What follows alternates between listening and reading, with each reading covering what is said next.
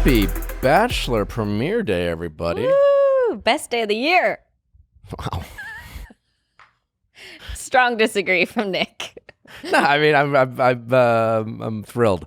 Very happy for Peter. I quite like Peter. Pilot Pete. Pilot Pete. I think it's going to be a good season, as usual. I've heard some good stuff. How many puns are we going to have to sit through this episode? You know how yeah. This one's going to be It's heavy. first couple weeks going to be a lot of windmill pilot puns. Yep. That's par Getting for in the cockpit. Ooh, good one. Thank you. Done. Thank you. Good luck, Peter, and to all the women out there that we will inevitably snark about. It's not about you. Not about you. Don't take it personally. We don't know you. I don't know how. We're just having fun. Just having fun. Speaking of having fun, we thought before we get into Ask Nick today, we would break down some of the bios of Peter's women, the women you are going to meet tonight. And to do that, we'd make it more fun. Demi Burnett is going to be joining us coming up after this quick message. So that's going to be a bunch of fun. Also, special announcement, while The Bachelor is airing, we thought we would just give you even more. We got in a nice groove on Mondays with Ask Nick and our Wednesdays episode, so nothing's changing there. We figured we just drop a dedicated Bachelor recap episode while the show is airing on Tuesdays and have a special guest to help us do that. Coming up tomorrow, my friend January Jones will be joining us to break down episode 1 of Peter's season. She's also starring in the new show on Netflix called Spinning Out, so check that out, and it's going to be a lot of fun. So hopefully you're excited. Even more Viall files. Hopefully you are not sick of us quite yet. So it's going to be a ton of fun. That way we get to keep doing what we're doing and give you some dedicated Bachelor insight, a little bit of snark, and just kind of reviewing all the fun things that these people are doing just to find love. So without further ado, Demi Burnett, don't forget to send in your questions at asknick@castmedia.com. Thanks so much for listening, guys. Hope you're excited. I know I am. And for all the people who play sometimes the Bachelor drinking games, Oh, for all the yes. puns out there, Yes. every time there's a windmill reference, take a shot. Well, You'll be dead. and you will benefit from our friends from Liquid IV.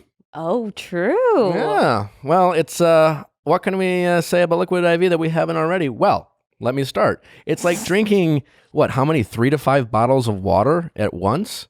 It's really easy to use. You just take a pack, right? You put it in a water bottle. Mm-hmm. You mix it up. It's you hydrate 2 to 3 times faster and more efficiently than water alone. Yes. With added bonuses of vitamin C, B3, B5, B6, and B12. And it tastes really good, too. Listen, you know I love Liquid IV, and I know you will too. So right now, my listeners get 25% off at liquidiv.com when you use my code VIALL at checkout. That's 25% off anything you order on Liquid IV's website. Go to liquidiv.com and enter my promo code VIALL to get your savings and start getting better hydration. That's liquidiv.com, promo code VIALL. Don't wait. Start properly hydrating today. Remrise. Remrise. This is a fascinating friend of the show. Yes, helping you fall asleep and stay asleep. They do a great job. Listen, people have all sorts of different troubles falling asleep, and there's all different ways of trying to do it in a non-invasive way. And Remrise is part of that solution. Nick and I both took the quiz to see what we should take. And we both were like very fitful sleepers. Yeah. We're like, wow, you need to calm down, bro. Let us help you get there. It's great. They give you these little packs that you take an hour before you go to bed. And they also kind of give you little pointers that are very helpful, like putting your phone down, resting. Like it is part of falling asleep, which I'm trying to implement. Part of my goals for this year is to kind of get in the right mindset, body set to go to sleep. Because too often, we're on our phones, we're watching TV. We should really not do that. Yeah. So they give you some tips, and then you take the pills an hour before, and then it helps calm and relax you, and you get back on track. And I had this bad habit of waking up at 3 a.m. and staying awake for hours every single night. Like I couldn't stop it. I took these after 2 nights in a row, completely sleeping through the night, no problem. It also comes with an app that tracks your sleep, and a guided meditation that can help you sleep. So do what we did and check out Remrise today. Go to getremrise.com/VILL to take their sleep quiz. And when you sign up, you'll get your first week of Remrise free. Just pay shipping. That's it. You won't find an offer like this anywhere else. Get your first week of Remrise for free when you sign up at getremrise.com/VIALL. Getremrise.com/VIALL. All right, Demi, thanks for coming on. Yep, yet again. Yet again? Wow, how many times have you done this now? I have lost count. Doesn't even, you're basically part of the show. I am. Well, in the spirit of Bachelor premiere day, Woo! only made sense to do our quick little recap of Pete's Women. Wait, it's not Pete's Women. It's 2020 now. We don't want to say that. Just the women, the contestants. The women competing for Peter's heart. Yes. A quick snapshot review. My only knowledge of these women, I actually did this with the Chatty Broads, and I did a quick review. I've since forgotten them, but I thought you would be great it'd be great to have you. Yeah, this sounds like a lot of fun. I like to help me out and give our thoughts. We're gonna just run through Peter's Women. That also sounded weird. Oh my God. It's a quick review. Quick review. Who do we think is going to be the contenders, the pretenders, and who is going to regret coming on? You know, these photos are phenomenal. They've done a much better job. Every single girl looks stunning. The photos that I had to deal with, I don't know, all of a sudden, it's like after how many seasons have they had to be like, you know what? I think we're going to do a white background. We're going to make our contestants actually look attractive. And eligible, because not so much. Like 4 years ago, it was still the terrible blue backgrounds, green backgrounds. Not so great. Everyone looks like a model. Yeah, and they all have like cute poses. Yeah, I'm here for it. How well do you know Peter's Women? Not very well. I've heard some stuff on Instagram. I took a look at them. They all look nice. Have any of them slid into your DMs? Yeah, I've chatted with a couple of them. Okay. Yeah. We won't call any of them out. We don't want to presume anyone have an inside track. It seems like we have a lot of pageant queens and flight attendants this season. Yeah, I know. That's pretty odd. No, it's all the flight attendants. That is like that's Bachelor casting 101. These pageant queens are coming up. Like anyone that's in a pageant has like a golden ticket to the Bachelor. I don't want to hate on the pageant queens. Lovely group of people, I am sure. But yeah, like all of a sudden, like it's so cliche to be like, I was in a pageant, now I'm looking for love. Oh my gosh. Anyways. So we just get cranking right through the list of these women? I'm excited to do that. Let's go. Is that Alea? Alea. I don't even, off the bat, I can't pronounce her name. Alea's attractive. Yeah. I gotta say, the first review, it seems to be an attractive bunch. Yeah, every single girl looks stunning. Physically stimulating bunch. Oh my gosh, they are. She's 24. She's an orthodontist assistant. Classic Bachelor job. Yep. Definitely a job you can take some time off. She's from Texas. Ooh, There's Texas a lot of Texas. Girl. Alea's favorite social media platform is Reddit. Yeah, that's going to change. Oh my God. That is definitely going to change. Oh my gosh, poor girl, don't get on there. If Alea, if Alea goes any top? Well, that's the thing. If she goes home in the bottom third, Reddit people tend to like the people who don't do well. Yeah, they'll say like, oh, they're normal. They've stayed normal. Well, let's hope she goes home night one. If she goes home night one, that way she can keep her Reddit. Yeah, she won't have to avoid Reddit. If she's top 4, she's gonna hate it. Oh, it's gonna be rough. Alea's spirit net, or Alea. Do you think Alea is being preemptive? She's already saying it's her favorite. Maybe she already gets on there and she's trying to get in good with them. Yeah, that's right. She's getting in good. She's like, guys, don't make fun of Alea. Like, we're her favorite platform. Right? We love Alea Reddit. Well, she's cute. Yeah, she's Miss Texas. Yeah. She's Miss Texas? Yeah, she's pageant girl. Or she was or is. I don't know. Okay. Woo. Another name I can't pronounce. I have no idea how to pronounce that one, but her picture is incredible. How cute. She seems almost too excited to be there. But I think it's a cute, like, toss the head She's back. She's a cattle rancher. Oh, that's a very unique job. Another Texas girl. Let's go. All right, moving on. I'm not anything to say it. I feel like if we can't pronounce their name, maybe we should move on. Either can Peter. What else? What else we got? Look at cute little Alexa. Alexa, 27, Esthetician, Chicago. She's adorable. Cute. I What love her else does she hair. do? That's awesome. Yeah, She what? seems spunky and fun. Yeah, she looks spunky. She's a total city girl. Oh, since moving to Chicago. It says that she may look like a total city girl, but she grew up on a farm. Oh. See, I'm glad I have you here to help me read. She's an esthetician, so she can help with your skin. Great. Esthetician, another classic Bachelor job. Yes, it is. I had an esthetician on my season. Yeah. All right, next, what do we got? Ooh. Nice over-the-shoulder look. Yes. What's her name? Okay, Courtney. Courtney looks very mature, but very pretty. Courtney does look mature. Yeah, she looks like she would not put up with anyone's shit. She does look a little mean, if I'm Yeah, being honest. yeah, That's but could I be kinda just a like photo. that. Yeah, no, Courtney is a Florida girl through and through. What does it mean to be a through and through Florida girl? I have no idea, but I will know some say people from Florida, and I gotta say, they love it. They are very. they are troublesome. You think?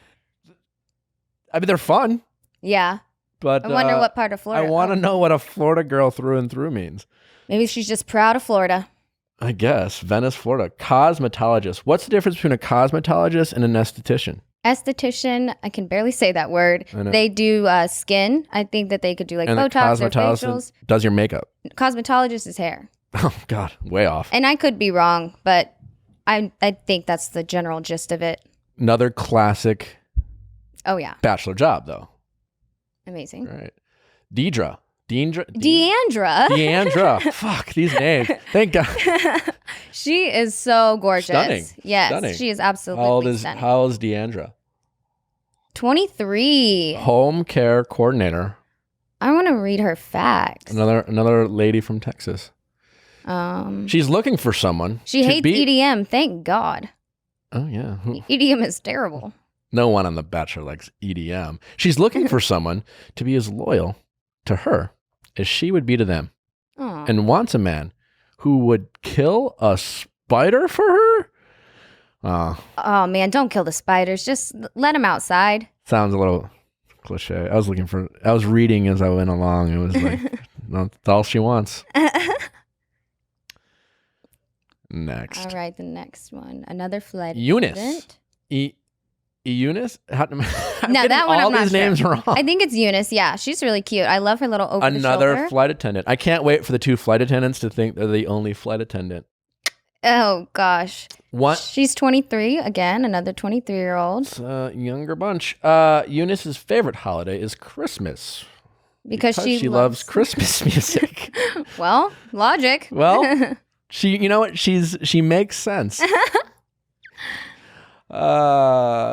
Eunice's signature dance move is the ponytail helicopter. Oh yeah, it's whenever you. Oh, I have a ponytail in. It's like, well, this is gonna be hard with all this equipment. But you like whip your hair around in a I circle. feel like that would be unsafe on a plane.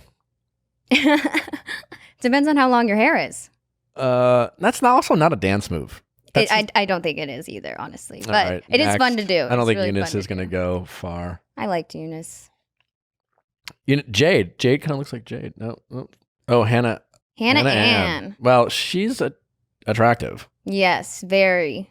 She has like a very unique face. Like you would never mistake her for anyone else. Hannah Ann. How quickly do you think she's going to drop the Ann? I don't think that she will. She thinks she has. Do we have to call her Hannah Ann? Yeah, I mean, I think so because you had Hannah B and Hannah G. Hannah Ann. I mean, it just is. It's cute. Hannah Ann. It's kinda fun to say. Would you want to date? Yeah, it's like cute at first. Mhm. Week 2 of dating. You want to call her Hannah Ann all the time? I mean, I don't know. Hey, Hannah Ann. I'd probably just call her Han. Han. Hey, Han. Okay. Hannah Ann was born in Knoxville. She's cute. She's friends with Hannah G. Okay, So, that makes sense. yeah, I think she'll do well. Will she be as dynamically interesting as Hannah G? I'm pretty sure that like she will probably be like an it girl, you know? Yeah, well, she'll just be the pretty quiet girl. I mean, I don't know. I haven't heard her talk. Wow, you're really giving us some. Listen, I don't want to put my foot in my mouth. And what if she ends up being the most talkative one on the show? Well, then we'll be wrong. And we'll It be says like, right there, got when that she's wrong. nervous, she becomes very talkative. Oh. And of course, she's going to be nervous going on TV. I saw her in the preview. She looks spunky. Spunky. Yeah. You know, I saw a preview of her, like, she kept interrupting a bunch of times. You know, I like the boldness. She's got the type of face that if girls don't like her, they'll be mean. You know, she's very pretty. Yeah. So like she's going to have to play nice. Oh, yeah. Doesn't want to become a target. Jade kind of looks like Jade. Yeah, she does. I'm digging her hair color. Jade's a babe. 26. Is this the third flight attendant or just the second? Oh my gosh. I don't know. What's her biography say? I don't remember. Jade is here for a fresh start. She grew up Mormon. She's still Mormon? Well, makes sense. Now, I love an ex-Mormon. yeah, You right? know? I mean, come on, multiple wives. Let's go. No, I feel like ex-Mormons are, similar to ex-Catholics. They have a lot to get off their chest, so to speak. Yeah, they have a lot of life to live. Pent up kind They've of. had a lot of restrictions for a while. Yeah. Yeah. She claims she hosts the best game night in town. I love a good game night. What makes you the best game night host ever? Probably having all the best games. Or your ability to explain the games. I feel like someone who organizes the best game night ever is a little too hands-on, like a little Monica Geller, yeah, little no. bossy. You don't watch Friends? Oh, yeah, a little bit. I didn't know her last name. Okay, Monica Sorry. from Friends. Yeah, That I would have would've- known. Yeah, Okay, that's not a good look for me. I don't know. What is her job? A flight attendant. No, that's right. 26. Okay. Cool. Let's have a game night, Jade. Jasmine. So cute. Yeah, she looks fun.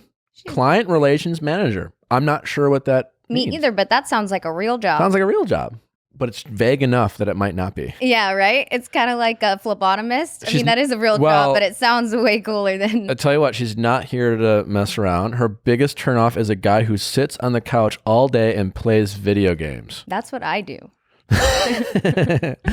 Her best friends know her best friend is a golden retriever. Okay. Aw. I mean, I guess your best friend's a dog. Does that mean she's not social? I don't know, but Or you're she- right. This was what bothers me. Jasmine will know that she's met the man of her dreams when he can help her build a table. I built my own dining room table. I built a lot of furniture in my place. You don't need a man to do that. Uh-oh. There we go. Strong, independent women. Maybe Jasmine is not. Maybe she's just not good at assembling furniture. Could be that. She's too busy with client relations. Yeah, she's at work. All right, moving on. Let's see here. Jenna, 22, nursing student. Next. She's too young. yeah. She's a nursing student. Oh, wow. Finished school. Kelsey, let's bring up Kelsey from Iowa. Very attractive, professional clothier. What is that? She lives. Does that mean where's she live now? She's from Des Moines. I bet she works for like Trunk Club. She is a fraternal twin. Ooh, a boy or girl, twin sister. Okay. She enjoys exercising, cooking, traveling, and competing at the Miss USA. Another pageant queen. Pageant queen. Oh, she's like an onion. She has many layers. Okay, Shrek. Kelsey described her personality as feisty Oh. and stubborn. Yes, feisty. Stubborn's an honest critique of yourself. Feisty is I like, love if someone can admit that they're stubborn. yeah, get her chocolate. Okay. I feel like Kelsey's cute. I feel like Kelsey's going to go far. Well, scroll up. What else we got? What else we got? Kelly, 27, attorney. Ooh, attorney. Katrina. So Kelly's the one that met Peter before the show. Oh, Yeah, that's what Chris said on his whenever he announced the women. okay. So they've hooked up. Is it, I mean, I don't know about that. well, I mean, if we know Peter, Kylie, entertainment sales associate, Santa Monica, California, Look at her picture. What did they do? Bring in a fan? right? They brought in They a fan. brought in a fan. Wow. Her hair is blowing. That's amazing. Oh, she's in Santa Monica. She's looking for the rom-com kind of love. Well, you came to the right show. She grew up in Northern California, wine country. Flaky and pessimistic people make Kylie. Flaky and pessimistic people make Kylie mad. Uh-oh. Kylie's dream vacation would be to go to a safari in Africa. Kylie grew up playing softball and is a batting cage queen. I would love to go on a Sounds safari. fun. I don't like flaky people either. Pessimistic. I feel like pessimistic people get a bad rap. Yeah, because you're a pessimistic person. You can be realistic. Yeah, I'm pretty pessimistic too, and sometimes flaky. All right. What else? What else we got? We'd make her mad. Keep going. Keep going. Lauren is so cute. Where's She's so Lauren? pretty. She's next to Kylie. I don't think her picture is a good depiction of what she looks like because I looked at her Instagram and she's really cute. And she already has a bunch of followers, like 160,000. Uh-oh. I'm like, what's up with her? What does she do? Well, she's a marketing executive from Glendale. She's been marketing herself. Getting that kind of LA training. Yeah. She's doing good. I don't think she's going to go far. Texas is her bucket list? Oh, Lauren travels all over the world, but has yet to go to the one place on her bucket list. Texas? wow. Well, Well, come on down, sister. not well traveled. All right, what else we got? That's so funny, Texas. No one's, I guess we'll just have to wait to watch because no one's really. There was a girl named, the Sarah girl everyone's talking about is like She's so cute. their fan favorite, but like, and she's a total babe. She's so cute. Do you think, how do you think she'll do? Because I saw a couple of things on social where everyone's like, she's their like early front runner based solely on her picture. What'd she do? Medical. Also from Knoxville. Sarah may be a Southern belle, but she dreams of a life outside of Tennessee. Don't we all? After coming close to an engagement with her last boyfriend, Sarah is single and ready to mingle. She's super, super adorable, but I'm kind of getting bored reading this biography. Have you been excited about reading any of the other biographies? Some of them were a little bit interesting. She loves listening to electronic music. Oh, no. Does that mean she likes EDM? Oh, no. Are we going to have some drama? That makes it interesting. Some EDM drama? Yeah. Sarah's favorite place to vacation is Florida Keys. I gotta say, she's very attractive. Yes, she is. What else we got? Victoria. Victoria P. Look at that. There's some photo. rumors going on about, there's two Victorias. Yeah. Well, yeah, I've heard about. There's another Victoria. They're both attractive. Yeah, they are. Look at Victoria P. Victoria F, I heard she's into some drama. Yeah, stuff. I've heard some things. I don't know if it's true or not. But I guess we'll see. I think she's going to be a pot stirrer, if you will. Yeah. She looks like a villain, and she's very beautiful. But she looks like the type of girl who's gonna like give zero fucks and go in and like she's not here to make friends, people. Yeah. She's definitely not here to make friends. I like those people. What about Victoria P? That picture's stunning. Yeah, she's got that like mouth open, not smiling. Like perfectly executed. 27. And she's a nurse. Yeah. What else? Sounds She's from Louisiana. Could travel anywhere in the world. She'd go to Italy. Nice. Okay, if she could. Nothing upsets Victoria more than finding raisins in her cookies. I gotta say, her biggest I'm right up there with Victoria. Do you see her biggest fear is chicken served on the bone? Okay, that's high maintenance. Listen, I love chicken on the bone. That's the only way I'll eat chicken. Yeah, it's very processed if it's not. Yeah, it's so cheap. That's her biggest fear. Well, God forbid somebody's going to bring her a chicken leg. I hope she's kidding, because if I sat down next to and I went on a date with a young lady and let's say I was like, hey, we're going to go get some food, and I decided I got there early and I wouldn't be so presumptuous as to order her meal for her, but maybe I was like, you know what? I love these wings at this restaurant, so I'm just going to, waitress comes in, hey, I'm waiting for my friend. Can I get some wings? And I sat down and she showed up and freaked out because she's petrified? Because she's afraid of them. Oh my God. I couldn't care what she looked like. I'd be like, all right, I gotta go. Yeah, that's a bit much. Maybe she's just kidding. I hope she's kidding, because that's not a real fear. All right. Do we have any front runners, Demi? I don't really know. I definitely think Hannah Ann is gonna do good. Tammy, click on Tammy's. I like this Tammy girl. You do? Oh yeah. What do you like about Tammy? Is that she joined She's a house flipper? She joined the boys wrestling team in high school. Ooh, and a house flipper. That's like a potentially real job. Tammy, why do you high on her? Tammy ended her relationship by ghosting him. Well, that's not good. Oh man. So not a good communicator. Honest. Listen, read the bio. So she tried to join the boys wrestling team as a junior, but was turned away. She responded by showing up to every practice and pushing forward on a title. I don't know what that is. Title IX. Thank you. Complaint until they accepted her. I love her. Yeah, that's amazing. That's told her great. no, and she said, "Well, I'm gonna keep trying," and she did it. Good for you, Tammy. That's awesome. Well, that's the best bio, probably the most interesting bio. Yeah, it is. Do you think if Peter sends her home, she'll just keep coming back? Oh my gosh, I don't know about that. Hopefully not. That's not a good idea. Who have we? Savannah, realtor. Peyton, 23, cute. Okay. McKenna, 22, fashion blogger. Okay. 22. Lexi, great red hair. Yes, we love red. Stunning red hair from New York. Okay. Ooh, how cool. Wow.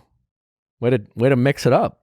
Yeah. Okay, Lexi. All right. I don't know. So do you think Kelly, the girl who met Peter, is going to go that far? I'm going to guess no, because if I know anything about hooking up someone before your Bachelor season, if you wanted to date them then, you probably would have. She's very pretty. But I'm going to say she does not make top 4. I don't know.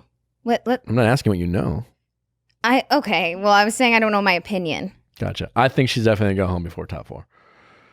What are my top 4? I think Hannah Ann's top 4. I think maybe Victoria P, except for the chicken on the bone thing. One of the Victorias is top 4. I definitely not both, but one of them. They're both attractive. They're both age appropriate. They both look feisty in a way that will grab Peter's attention. Yes. I think the chicken wings fear is a red flag. For sure. What else we got? Peyton looks like a girl next door. I don't know. She looks I think nice. If I were to decide the fourth person, maybe go up. I can't remember Go to her Madison. name. Lauren, maybe. She looks really stunning on her Instagram. I'm already confused. Yeah. Lauren, Peyton, McKenna. Me too. Go to Madison. And then we'll wrap it up. She's cute. She looks happy. Foster parent recruiter? Oh. Oh, wow. That's really nice. She looks nice. She loves... She shoots. She scores. All right. Cool. Wow. If Madison if she was stranded on an island and could only bring one book, it would be the Bible.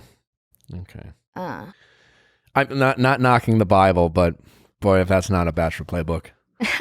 Madison loves working with foster kids, of course. She's a real sweetheart. Madison would rather rock a cool pair of Jordans than any heel. She played basketball, and she had an unstoppable jump shot. All right. That's pretty I like cool. a jock. Yes, athletic.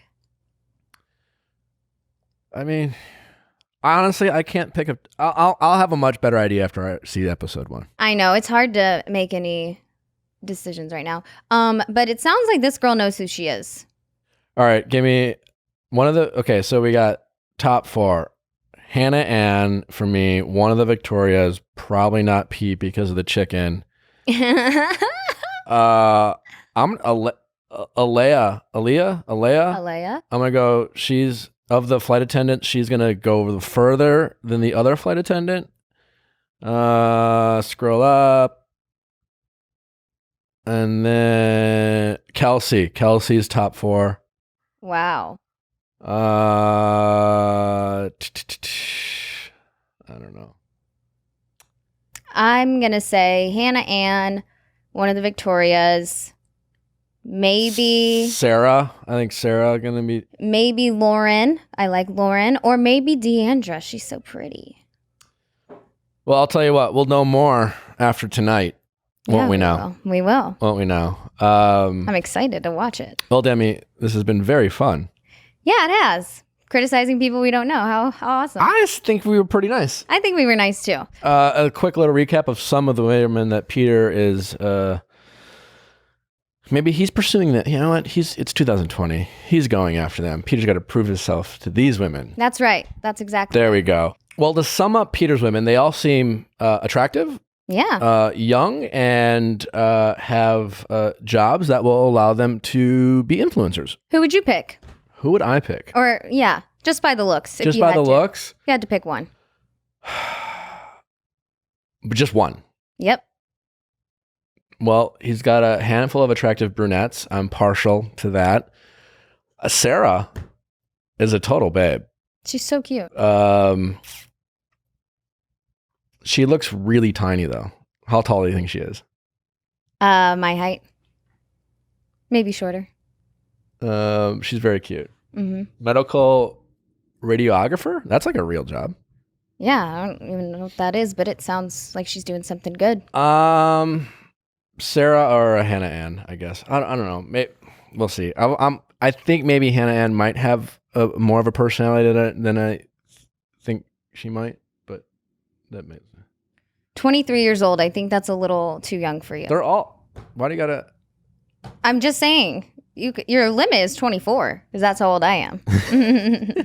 Well, Demi, thank you so much. Let's wish Peter the best of luck tonight and finding love. I really think it's going to be great for him. I'm really excited about it. And stay tuned for a great episode of Ask Nick. You're going to love it. We have some great callers, some fun answers. Hopefully we didn't ruin their lives too much. Oh, gosh. Stick around. As always, thanks for listening. Don't forget to send your questions at asknick@castmedia.com. Cast with a K. Sending your 5-star reviews. And this has been the very rough, very new Bachelor recap segment, top of show with special guest. Name to come. Third love. Let me tell you about bras. Yeah, tell us, Nick. Tell us everything about them. The floor is yours, Rochelle. I was talking to him about Third Love and he started giggling. I was like, how old are you? Because there's so many. I was talking very scientifically. I'm like, Third Love, they come in half sizes. The bands come 30 to 48. I'm like, sometimes you don't fill out your cups all the way. Sometimes you fill them too much. So this helps fix it. And he started giggling. I just realized how much I don't know about bras. You truly don't. I just know how to. Anyways. But I've been telling all my friends about Third Love just because it's hard to find a bra that fits right. And they are the best at it. They have a fun quiz that you can get the right bra size? Yeah. I mean, you're welcome to check it out, Nick. I mean, I like fun quizzes. But the cool thing is, so they have a perfect fit promise. So you can wear it for 60 days. You can wash it. And if you don't like how it fits, you can just send it back. Oh, this is cool. They donate all of their gently used return bras to women in need, supporting charities in their local San Francisco Bay Area and across the United States. That's awesome. And they've donated over 15 million in bras so far. Come on. Well, I can get on board with that. Third Love knows there's a perfect bra for everyone. Don't I know it? So right now, they are offering my listeners 15% off your first order. Go to thirdlove.com/VIALL now to find your perfect fitting bra and get 15% off your first purchase. So take Rochelle's word for it. Rochelle, I'm pretty awesome. Yep. thirdlove.com/VIALL for 15% off today. Knowledge is power. Knowledge is power. That's what they say. That's yeah. true. Yeah, it's 2020. You might as well get to know what's happening down there. What your eggs are doing. Yeah. Well, I'm glad you were more specific. I was like, what are you trying to suggest I need to do here, Rochelle? Yeah, I mean, listen, people, whether you are in a relationship, married, dating, wanting to have kids, thinking about someday having kids, I feel like this is a great way to just get more insight into your ability as a woman, I guess, if you want to find out if it's possible. Yeah, and I took the quiz. It's only $159. They send it right to your house. You prick your finger, put a little blood on this thing, send it in, and then within 10 days, they let me know everything's normal. And I was like, oh, phew, glad I know that. And congratulations.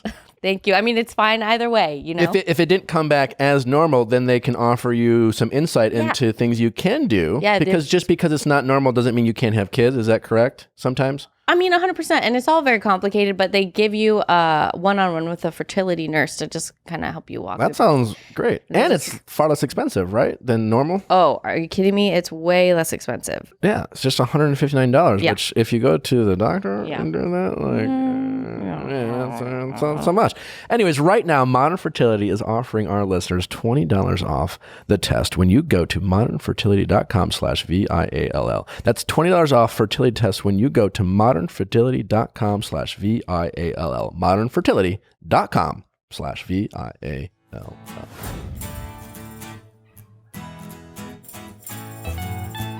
Question time with Nick. Let's ask Nick your sexy questions. All right, how's it going?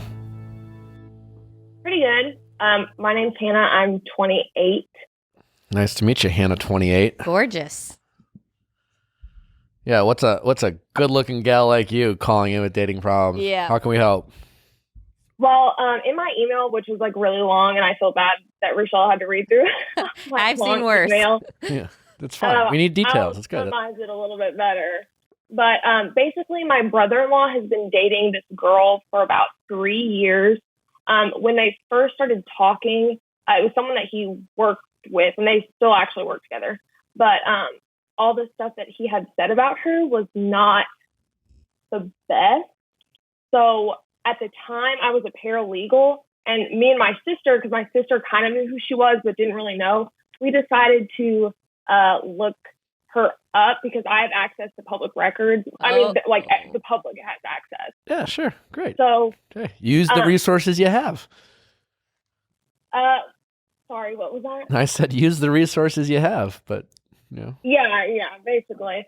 And, well, I thought they were friends, and once I told him, like, the stuff that I found out that was not that great, he was just like, oh, okay, and never heard anything about it after that. And then a little while later, we find out, oh, okay, they're actually dating.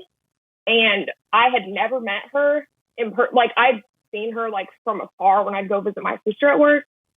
But whenever it was time for me to actually meet her, because he was graduating college, she was like, I'm not going to meet her because she invaded my privacy, and basically I'm never going to forgive her. Oh, your brother narked on you. Your brother told her that you looked her up. Well, yeah. Okay. And I thought that it was just some girl that I didn't really know about. And I don't regularly like look people up. I just had this really weird vibe. And the stuff he was telling me about her, I felt like maybe it wasn't true. She's older, right? If I remember in this email. Yeah. How old is she? Yeah. I'm not even 100% sure her exact age because I think she might be lying about it. But she tells us that she's 30. But whenever I looked her up, according to her birthday, which is on her driver's license, she would be like 32 now. Okay. So she's in her 30s. Yeah. And your brother's what, 24, 23? Yeah, he's 24 now. He was 21 when they met. Okay, that's unique. All right, so you got a bad vibe. You looked her up, right or wrong. You told your brother out of concern. He, instead of heeding your advice, he decided to... And my guess is what he probably did is what we usually do when friends come to us, friends or siblings, with like, whether it's actually concrete information or just like concerns of like, hey, I got a bad feeling. They go to this person and they kind of narc on you. But my gut tells me it probably came from a place of trying to figure out whether what you told him is accurate or not. And the only way to like do this is be like, well, I mean, my sister kind of looked you up. So like, yeah, what do you have to say about that? Is this true? Yeah, is this true? He couldn't say he got an anonymous tip. Yeah. So like, I only said that because I don't think your brother was trying to call you out, but that's kind of usually what happens in those scenarios. Yeah, and he kind of just has written off like all of us. Like I mean, he's my brother-in-law, so he's obviously not like my blood relative, but like she had blocked all of us on social media. Like she didn't want to talk to his mom, she didn't talk to his dad. She blocked like my sister, who like had never had any interaction with her. So this is at your all, other than brother-in-law, not your brother. Yeah. And how are you and what's the connection? Like he's married to who? My husband's only brother. It's your husband's only brother. And I'm assuming your And we're husband really close. and your husband's a little bummed out about it. So he's kind of cut off his brother. Yeah, no, they've actually kind of like reconciled. My husband is very easygoing, so it wasn't really on his part. We approached him together with this information because I wasn't gonna be like, hey, here's all this stuff I found out about her. Like, I kind of was like, so, you know that stuff you told me? Well, I was bored at work and this is what I found. Okay. Basically. So where are we now? Present day, she really does not talk to us. And the information I get is mainly from my mother-in-law about her because she won't speak to me. I've given her rides because she didn't have a driver's license. And anytime I've given her rides, she's super nice to me. But then whenever like we don't have contact, she is like, I'm terrible. I'm the worst. What does mom have to say about this relationship?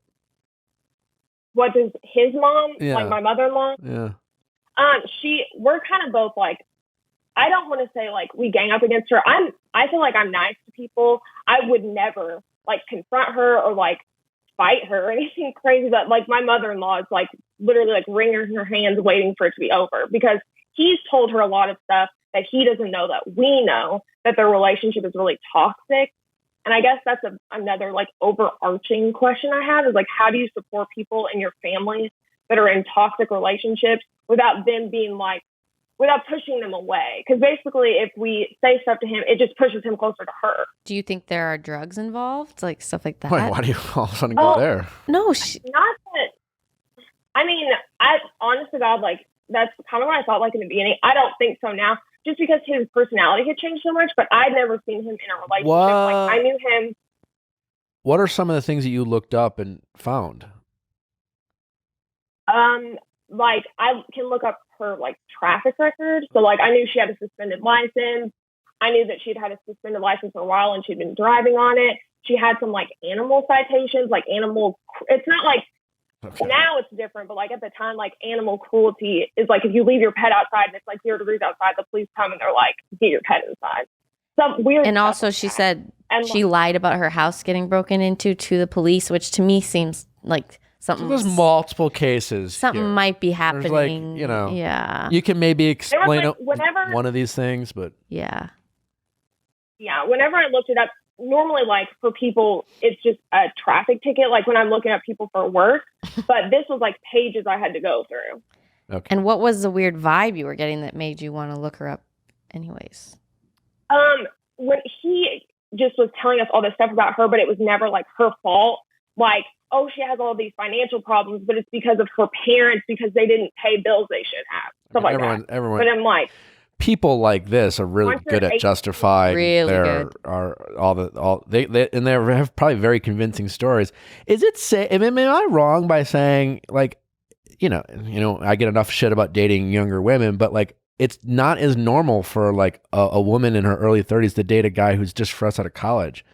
And I feel like we always joke, and there's some truth to it. Like women mature faster than men, and I feel like a woman in her early 30s should ideally be in a very different stage than a man in his early 20s. And you see guys in their early 30s dating women who are 22, 23, but it's definitely different, right? And there's a reason why you see more men dating younger women than women dating men. And, I don't know what causes that, but it is an outlier, right? So, or even that is kind of like what is he like? Do we know what he likes about her? Like what? no, he doesn't. He won't like, he tells us that he doesn't love her, that he doesn't plan on being with her, but there's like no end in sight. Like a couple of days ago, I can't see it, but like what is I heard through the grapevine that they had posted like engagement style photos. And I was like, oh my gosh, does this mean that they're engaged or just not telling us? Like, is it know. safe to like, I just feel like a woman in her late 30s would be better at manipulating a young man than an older guy manipulating a young woman. I don't know about that, but I don't know. I just feel like women are smarter and I don't men think that 31 and 24 is that crazy.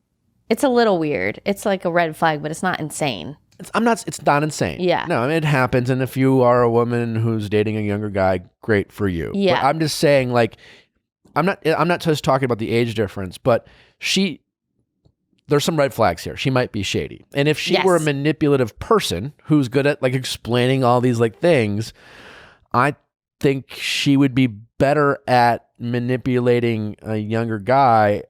I just feel like women are smarter about that. Men can be but young guys in love, we're stupid.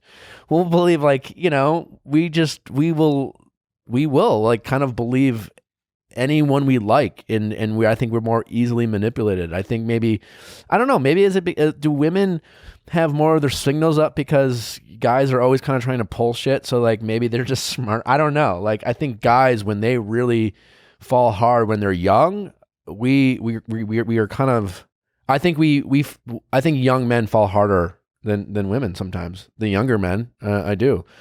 I imagine being 22 and like, what if I had feelings for a woman who had more years of experience in life experience in dating, and if she's a shady, manipulative person, that would be a concern of mine as a family member. Where do you go from here? I mean, here's my question about him. Before he met her, what was his dating life like? He hadn't dated. Whenever I started dating my husband, he was in high school, so like, I never saw him with anyone. I'd never seen him in a relationship. I knew he was in a really bad relationship in high school, like another toxic relationship. What about college? Where again, sorry. What about college? He didn't date anyone. No one. Like, he didn't date anyone in college. Girls pay attention to him, and he just like does not notice. Like if we go out and do stuff, like girls are trying to talk to him, he just like he won't look at him or anything. Like, decent looking guy. I mean, it's saying he's not like, it's not like has a hard time, to your point, talking. No, they come to him, and now like she wrote him a letter one time that he showed me, and she was like, if any girls talk to you, you know how I'll deal with them, because they were going to be apart, and she wrote him like a note or whatever. And I just think he's like terrified to talk to girls. Well, that's what I'm saying. I just think she's enough older than him that if she wanted to, again, be very controlling and dominating, it would be easy for her to do. And he's young. I mean, he hasn't had a ton of dating experience, and here he's hanging out with this woman who, I mean, someone like that who's had all these situations and stories, she's probably dated all these types of men. Like she's dated all her. I bet her rap sheet of guys she's dated is probably super long, which is fine, you know. Yeah, and but she's got a lot of experience, is what I'm saying. She like. And she's dated guys and girls. Like she's not just dated guys; she's dated guys and girls. Fine, but I'm just saying she's been in different fights and dated different personalities, and she's just used to how to fight.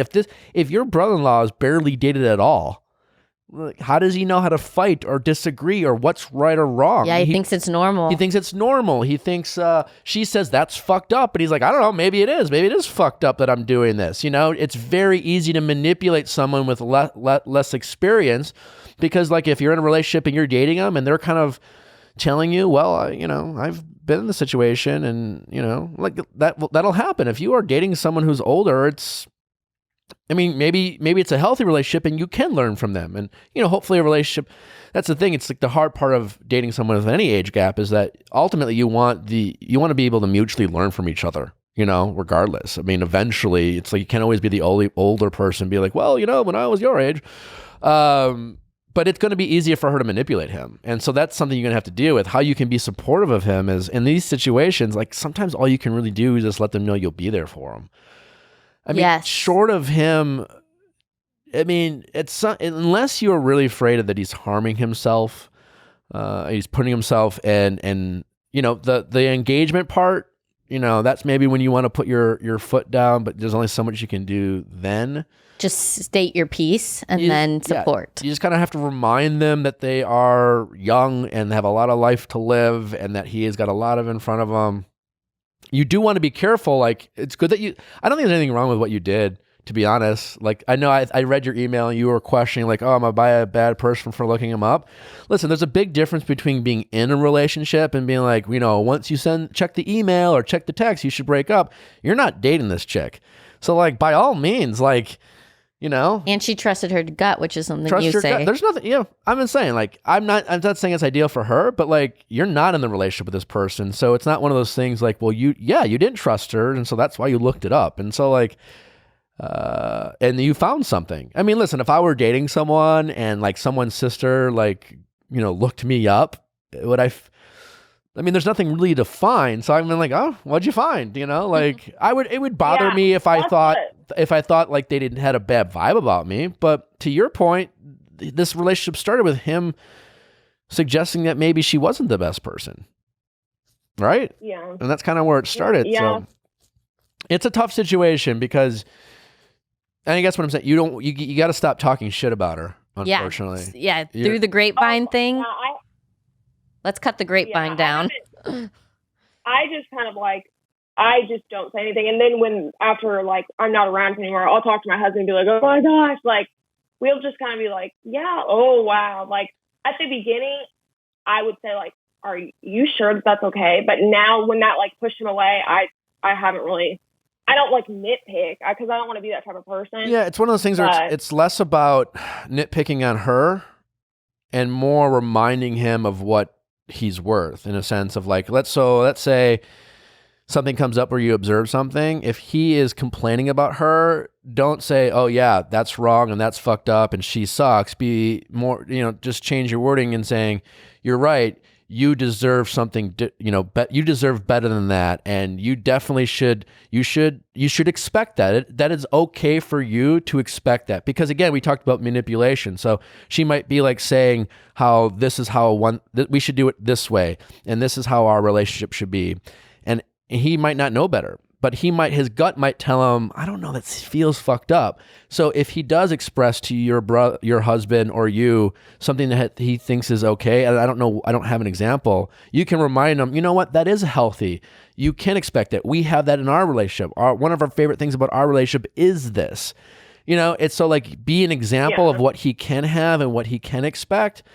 Just don't do it. Don't do it by ridiculing her. Because by ridiculing her, you're indirectly ridiculing his choices and decisions to be with her. So good. So there's kind of an attachment there because that's the hard part people have is when you rip on someone's girlfriend or boyfriend, they've invested in this person. They've chosen to be with them. And so they indirectly feel a reflection on them, and they have to kind of come to grips with realizing they maybe made a bad bet or made a bad investment in this person. And so you kind of have to make them feel safe about getting out of it. It's like a slow process. It's a slow burn. But I don't think there's anything wrong with like a really slow burn. Yeah, I don't think there's anything wrong with looking them up. I mean, her up. What can you do? Use those resources. Real, I'm surprised. Yeah, too late now too. So. Well, again, I wouldn't say if this was like, hey, I am dating this guy and I had a bad vibe and I'm a paralegal, so I looked him up. I'd be like, hey, you're looking him up. You need to, right. Trust your gut. But I mean, listen, I'm not saying it's the best, but like, will you hear about stories like Dirty John? Did you listen to that podcast? I have not, but I'm familiar with it. Yeah, and the mom basically got scammed by this guy who was so loving to her and just basically separated her from her family. But so I think you kind of do have to have your antennas up, like you're saying, and be aware because there are crazy people out there. Listen, like I said, if I were dating someone and if you had a sister and I was dating her sister and you had a bad vibe about me, that would bother me. But if you paralegaled me, I don't think there'd be much you would find that would create some red flags. You know what I'm saying? Me. Yeah. I'm just saying. Yeah, so my like, friends ask me to do it all the time. Like they're like, "Oh, this guy," and like I found some crazy stuff for them. So I guess I just was like thinking I was like protecting him in a weird way because I do it for my friends, protecting them. So it'd be like, oh, Nick forgot to pay his parking ticket once. I'm like, okay, that shit happens, kind of thing, But like, there wouldn't be this thing of like, I don't know, this thing's kind of fucked up. And then, yeah, would it bother me that you did that? Sure, but I'd kind of almost be like, well, see, I'm not a bad guy. You get over those things. But she knows it's like she doesn't like you and she won't talk to you because she knows you're a threat. And she's literally said those exact words, like to him. And then he's told us it's like a two-way street. Like everything we say to him gets back to her because she's never around. And then all the stuff that like she says about us, he tells us. Listen, you just got to say things like diffuse the situation. To him, you got to be like, listen, we love you no matter what. We want you in our life. We care about you. If you're happy, we're happy. But we just want you to know that we want the best for you. So anything we might have said came from a place of love. You're an adult. We can't tell you who to be with, what you want, but I hope that you don't want to be with anyone who's pushing you away from us. Yeah, say it like definitely. that, because then he should know, like, he should feel that, like, it's please don't fault me for, like, just looking out for the best of you. You're right. Maybe we overstepped our boundaries, but at this point, we just want you in our life, but we just hope that you're with whoever you decide to be with. We just don't want you to be with someone who's pushing you away from us. Because to that point, again, if I were dating your sister and you looked me up, like, would I be upset about it and bothered? Sure. But I should be able to get over the fact, because I should understand, okay, well, why did you have your concerns? You didn't find anything. Hey, remember that time you just thought I was a creep? It turns out I'm not, kind of thing, right? If you either suck or you don't. And if you know that you don't suck, sometimes people get a bad read on you, right? But you should be able to get over that. And that person should understand that they're just looking out for... and if I were dating someone younger than me, I immediately, like, the first time I ever dated someone who was younger than me, I was 28 and my girlfriend was 21. And I was so nervous about meeting her dad. And, like, she was fine with it. And her dad was super cool. But I was just like, I hope, like, if you have any problems with this, like, let me know. And I was aware of any type of red flags. It's weird that she's not. That is a red flag. But again, you can't keep pointing that out. So It's only 7 years though. I'm not talking about that red flag. I'm talking about the fact that her vibe. I'm not talking just about addressing. I mean, just addressing it with the family. I'm just saying, being aware. If you date someone, whatever it is, like, you should be self-aware about the things you bring to the table. Yeah. Whether it's an age difference, whether it's maybe you're unemployed, maybe you have if you were married and divorced and have kids, it might be questions that. Not that that's a bad thing. You go in a new relationship and friends and family are going to ask questions about you. And everyone comes in with baggage, and you have to be able to address whatever that baggage is. And if you get defensive about it and you're not aware of what people might think, it will come across as shady. So she's giving you a vibe for a reason. Do you think it's good that she's looking up all these people's information? Sounds like she does it a lot. You do this a lot?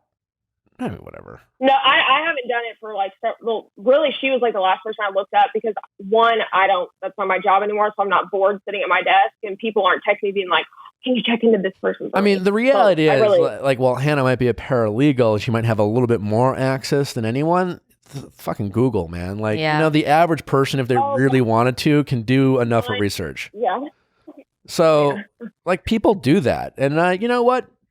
To a certain extent, like, listen, at some point, don't be a nosy busybody, but, if people have siblings and friends, and they, when they hear about their sibling or friend's new boo, and they have a habit of looking them up, so be it. Fine. Okay. I don't know. Yeah. Like, again, there's a line. Like, if you're just kind of doing it and be like, I Googled your friend for you. It seems like he's an okay guy. Or, wow, I Googled your friend and there's a lot of, I 4 pages, like, that's fine. I mean, that's the world we live in now. Yeah. So, yeah, you're gonna have to shower him with love. It's a slow burn. Not much you can do. Sometimes it's as subtle. It's as subtle as the wording you choose. Yeah. Don't make it about her. Make it about him, and just and hopefully he will sense that feeling of, like, I'm with this person who's pulling me away from my family. Mm-hmm. And just give her less of a reasons to. You want to not give her just. She's going to point things out about you guys, and you want those to sound insane. Right. So, like, the thing she has against you is it sounds sane to be like, well, that's fucked up. She looked me up. Like, I'm not saying you did anything wrong, but she can kind of use that against you. So if you just shower him with love and support. Definitely has. Yeah. Right. So now just shower him with love and support. And so no matter what, it's going to be fucked up if it's like, well, you can't get mad at my sister-in-law, my brother, for loving me. You can't, they want me to be happy. They've made that clear. And so, we have to get over that. So hopefully he learns. Let mom be the bad guy. Moms have more rope. Oh yeah. Like you have less rope being the sister-in-law. Yeah, I'm just a sidekick. I'm just like, yeah. Yeah, let mom be the bad guy. Well, best of luck. Thank you so much. Yeah, thanks for calling in. So keep us posted. I'm curious about this one. All right, thanks. All right, take care. Bye. Bye-bye. How's it going? Good. How are you? Good. What's your name? I'm Casey and 32. Hi, Casey32. How can we help, Casey32? Okay, so this is very long. But okay, so I'm 32, but I met this guy back when we were in middle school, high school. We were best friends. Okay.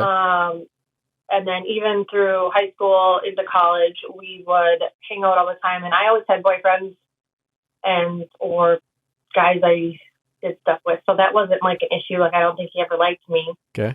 And then even when I started dating my now husband, he would come hang out with us and we would go to lunch, happy hour, whatever, all the time. Okay. Text daily, call daily. And then all of a sudden, one day, I have just never heard from him again. We live in the same city, Minneapolis, so it's obviously kind of big, but It's big not enough. that big. Yeah, it's big enough. Yeah. So, but I've never run into him. I have tried to reach out to him 5 bazillion times, Wow. saying I have no idea what. I said, why? Wow. Oh, why? Well, honestly, though, like, he was like such a dear friend, but I've reached out to him so many times, and then I've never heard back from him. Nothing. And then we do have mutual friends from high school, and I have heard within the last couple of years that he is now, well, not now, but he came out gay, and he is engaged. And so when I heard that he was engaged, I messaged him saying congratulations. And I've just never heard back, so I just don't have any idea why. Did you think that he might be gay when you knew him? Was it a total shock? Wait, what? Was that a total shock to find out he was gay or not? Yes and no. Like, he never did hooked up with girls when we were friends. He never had a girlfriend, but I mean, I never thought it, but no. And so I guess your question is, like, why? Why do you? Because all my friends are just like, I have no idea. My husband's always like, well, he just doesn't want to be your friend, which I feel like you're going to probably say, but I don't know why he just all of a sudden would go from being best friends to like literally never answering anything I've ever said. And I kind of resonated with this because I've had friends in the past just ghost, like a friend ghost is hard to deal with. Oh, like we talked about. People are like best friends. Yeah, like we talked about when Gary was on. Friends, like sometimes people we date, come and go out of our lives. You know, not all friendships are forever. Often friendships change, especially with people of the opposite sex. I mean, the fact that your former friend is gay, I mean, you know, I guess you would think, hey, that shouldn't matter because obviously there's certainly no sexual tension. He's into men and I'm, you know, married. So, but regardless, not all friendships are meant forever. And so it sounded like he broke up with you. You broke up with your friend. And yeah, listen, I totally get, like, I totally empathize with the fact that regardless if it's a dating situation or a friendship, you want some closure and you haven't been able to get closure on this friendship. And then maybe there was even some confusion on your part of like, well, I didn't think there was any, like, maybe, is it safe to say that you didn't know he was gay or not gay, and so you were just simply confused about why you haven't heard from him, so maybe you questioned whether he had romantic feelings for you or not, and only to find out... No, I never thought he had romantic feelings. No, I get that, but if someone just kind of ghosts you as a friend, you start, you know, you consider all options, right? And so... Yeah. You know, then you realize, oh, well, you found out he's gay, so that definitely wasn't it. So almost kind of like brings back to, like, no, but really, then what is it? You know, because you never really thought that, but, you know, but at the end of the day, kind of to your husband's point, you just kind of have to accept it and move on. And again, like, whether this is no different than a dating situation where you got ghosted. I mean, would it be nice if you got closure? Would it be nice if he responded and gave you a reason why? Of course it would be nice. And I'm sorry you don't have that. But at some point, you just need to accept it and accept that for whatever reason, right or wrong, he doesn't want you in his life. You know, and that probably hurts a little bit. Maybe even he hurts your ego, and it doesn't mean you did something wrong. And you want to you're probably wondering, well, what did I do? Could I have done something different? Did I push him away? And I get why you would wonder that, and I get that would make you feel uncomfortable, and I get why you would want to make it right if that were the case, but you have to respect boundaries, and he doesn't want you in his life, and that's fine. Oh, yeah. I know. Hard to accept. I just wasn't raised like that. Like, we never cut people out of our lives. I get it, but you're not him. You know what I'm saying? Right. Like that's not to sound. I get why you have these feelings, but this is not about you in that sense. Like, you can't. No, If a friend I'm not justifying the ghosting. I'm not saying that's okay. He definitely. It seems like normal, but it's safe to assume they don't want you in their life, and I'm not. And so at that part you should at least get, right? And do you have any idea why, or is it not even worth asking? Trying to figure out.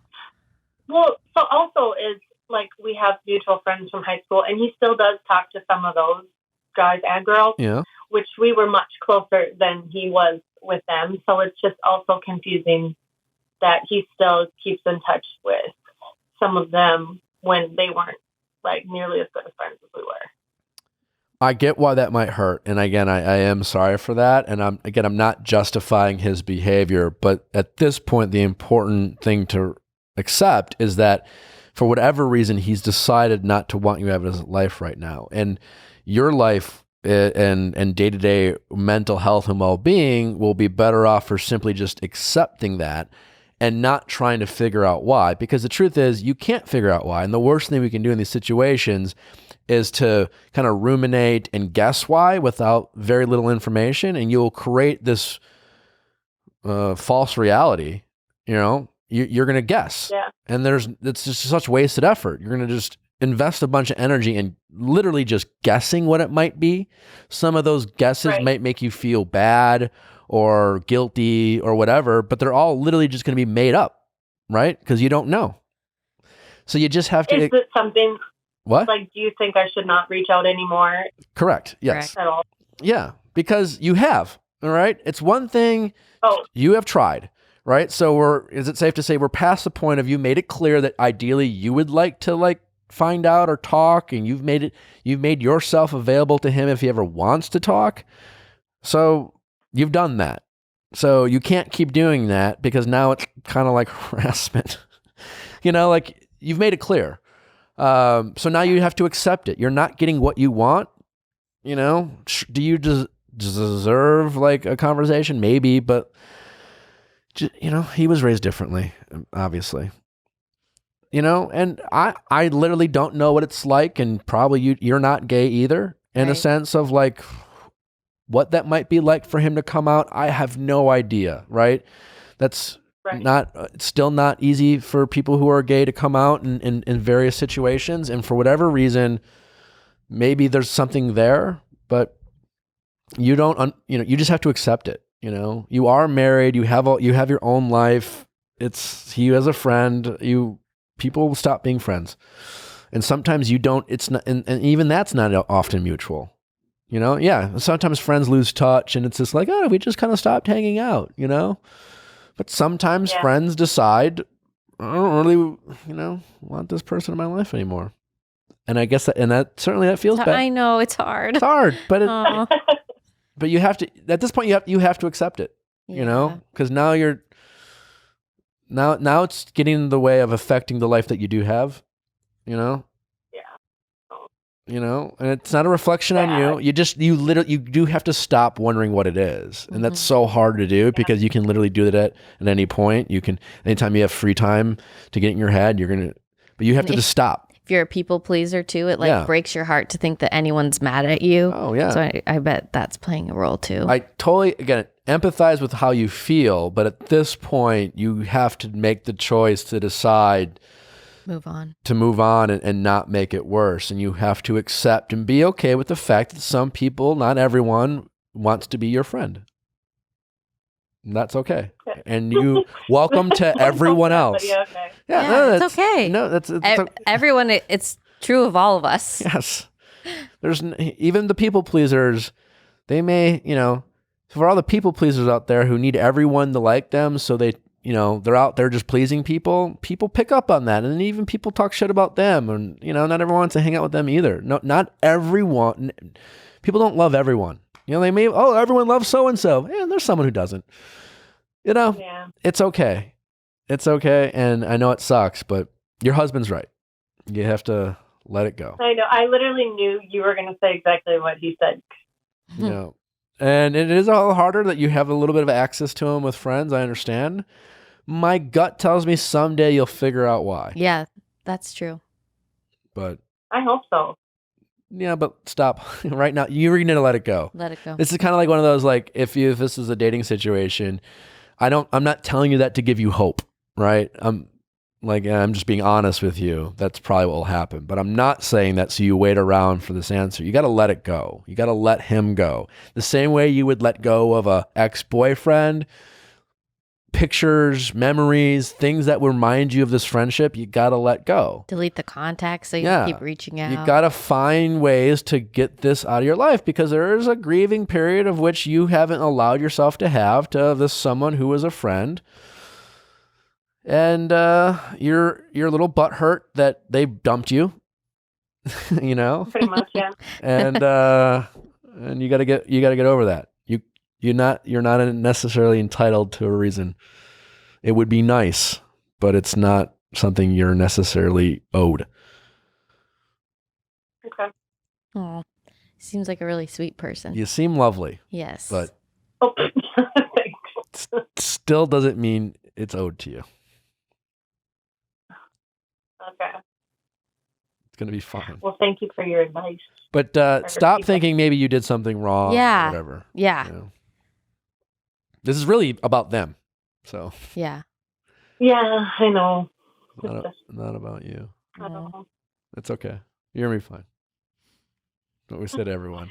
Well, thank you guys. It's just so weird being on here because I obviously listen to every episode. Well, we appreciate that. Sound- Thanks for listening. You sound exactly like you do on the podcast. It's so weird. Oh, that would make sense. All right. Well, take care. Stop dwelling on it. Yeah. Let it go. Get it out of your head. Thank you guys. Stop talking about it. Stop asking. Okay, I won't. No more. This is it. You're not allowed to ask anyone about it anymore. Buried in the ground. All right. He just doesn't like me. I will. That's just what you got to say. Oh. All right. Bye-bye. Bye. All right, bye-bye. I never know, like, if I like want to break up with a friend, if I should ghost or say something. They do have a tendency of organically fading away more than like romantic relationships do. Yeah. But sometimes there is a friend who's like not ready to end that friendship. Right. And I think sometimes it's just kind of like, yeah, I don't know, I just don't see so-and-so. And then they kind of get the hint and they go away. Right. And I do think, sometimes like usually what happens, like when Gary was saying, they get married or they get in a relationship and you just have less time. Yeah. Like I see less of Jared and Ashley. And it's just like, I'm not going to go, Jared, like, why don't we hang out? Like, he's married. He's got different priorities. Life happens. Yeah. Yeah. I mean, I don't know. I mean, it's certainly weird that he's cut her off. Yeah. And I get why she wants to find out why. Yeah. But she's made it clear she wants to know. That's all you can And do. that's all you can do. Yeah. And now it's just like, it's only going to get weirder on her behalf. How's it going? Good. How are you? Good. What's your name? I'm Megan. I'm 27. Megan, 27. How can we help you, Megan, 27? Okay. So I have something called PCOS, and it just basically means that my hormones are all over the place, and it affects a lot of things for women's health and particularly fertility. Okay. And so it's just something I always knew was going to be a struggle for me. And I happened to get married very young at 24, and my husband and I just both knew we wanted kids, and we knew that it was going to be really hard for us to have kids. So we decided to start trying right away. We did actually end up getting pregnant within a month of marriage, which was totally unexpected. And unfortunately, we miscarried. And it was just such a difficult and trying thing to go through, especially so early on in the marriage. So we just decided to not try for a year and just take time to be newlyweds and to enjoy that. So that's what we did. And then we decided to start trying again. And we've been trying for the last 2 years, and we've had multiple losses and failed, fertility treatments. And so at this point, we're just at this crossroads where we're trying to decide, like, do we continue to move forward with fertility treatments and continue to pour, all of our money into it, and just our emotional well-being, like, is so impacted by it. You just don't know how it's going to go, and it's so uncertain. And if we choose that route, how do you possibly prepare yourself for that kind of like constant disappointment and constant, loss, essentially? Or do we just kind of like let go of this idea that life was going to turn out a certain way and just kind of enjoy what we have? Because we do have a very, beautiful life, just the two of us. So do we just like pick up and move somewhere we've always wanted to and just enjoy that, and just, have an adventure? And then if we choose that, though, I know you always talk about, Nick, like letting go of how you planned life to be and just living life. But if we do that, like, how do you actually truly do that? Because I find that that's the hard part. Like, it's easy to say, we're just going to let it go, and we're just going to not have kids, and we're just going to like enjoy that. But it's so much, there's still so many nights where my heart just like aches for that. And it's hard to actually like accept that. It's easy to say, but it's hard to really live out, I guess. So I guess my question is kind of like, how do you actually deal with that? Like, I feel like you do such a good job of just like letting your life be what it is and enjoying what you have. Like, how did you get to that point? And how do you accept when you're, disappointed that life's not turning out how you wanted it to? Yeah. I mean, thanks for calling and sharing. Obviously, this is a very personal story, so we do appreciate you do sharing that with us.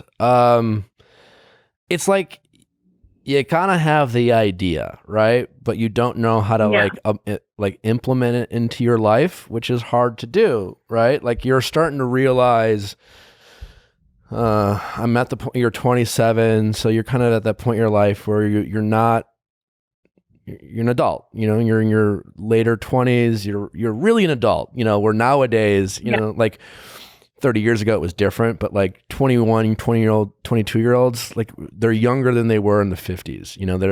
We took on more responsibility as humans in the 50s and 60s, and now we give ourselves a little more freedom in a good way to just kind of be young and mature. So 27, you're there now. You got married young.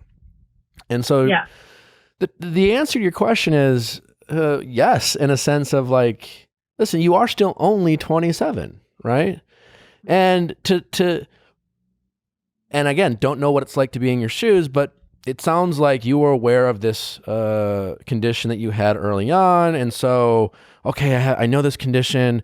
I know I have to do this. So, hey, let's try to have kids right away, because let's try to get ahead of it. Maybe we'll be lucky enough to have a child, and then we won't stress about it anymore, because we'll at least have one, and we can plan our lives. And it hasn't worked out, right? But like, you've been trying to be so proactive, and now you've had this disappointment, and you've tried to maintain a level of perspective of, hey, I'm still happy and still in love, and maybe we can consider alternatives. But this is not a black and white thing, It's not like you and your husband have to decide to like live or die, so to speak. You're not deciding whether you want to have kids or not, right?